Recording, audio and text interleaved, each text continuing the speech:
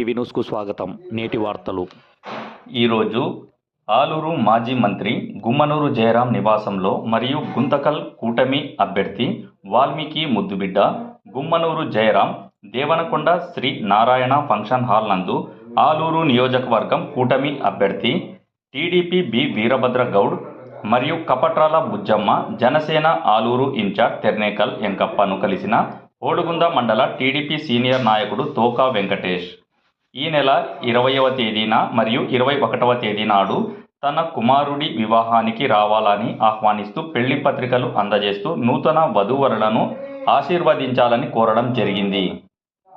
ఈ కార్యక్రమంలో కొరివే సాయిబేష్ మైనారిటీ రాష్ట్ర కార్యదర్శి ఆదం Bagodi Ramudu, 9TV news reporter Saibesh, Chinigi Adeppa, Koneru Ellappa, Rarayi Abhi, TDP యువ నాయకుడు దిడ్డి తిక్కస్వామి, పెద్దహేట శ్రీరంగ, రారాయి, సిద్ధు నాగరాజు తదితరులు పాల్గొన్నారు. 9TV న్యూస్తో reporter Saibesh.